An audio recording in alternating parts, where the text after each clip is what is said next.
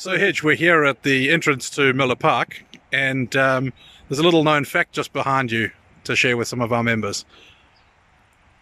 Yeah, we've got this street sign up here on the post called Armstrong Lane.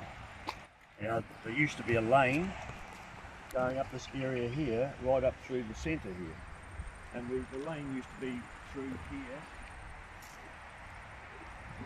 And it used to go right up the road here, past a rugby paddock, which was a lot lower than that, and on this side over here used to be a soccer paddock.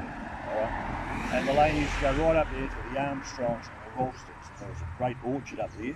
Some of the older boys would remember raiding the orchard after rugby training.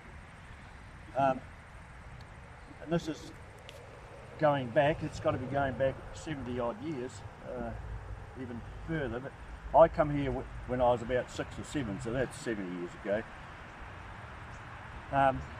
Over on this side here, there used to be a bit of you used to come into Miller Park here, and there used to be a band rotunda here, a big thing with a brass band used to play, a big concrete square thing there. And then we used to walk through here to an old grandstand. It was an old changing shed thing, just open-aired, which was an old timber building. But along the road here, I'm going back this way now, along Neil Street here, about where that white post, you see that white post along there, probably not that far along. There used to be a labour hall, which was the changing room for the soccer club and the rugby club. And the soccer on one side and the rugby were on the other.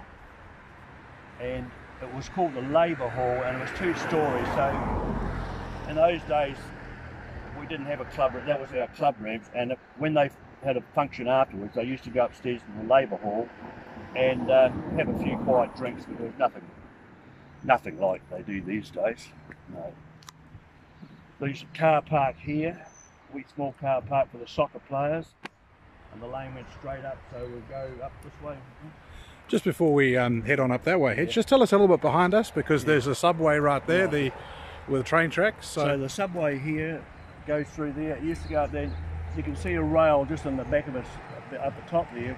There's a subway goes up here, and the Green Isle Railway Station used to be up there.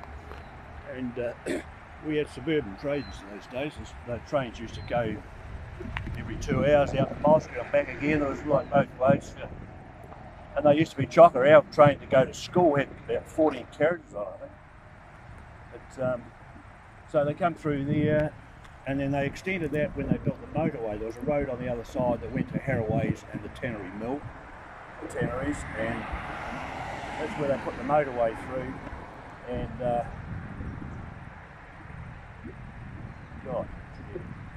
so the motorway was built, of course, out of the sandpit up here, which turned out to be a bit of a disaster, as you we'll go take a look at that in a minute. later we find out. Yeah. Shall we go up and have a look at Miller Park number 1, talk about the history there? Yep, you like?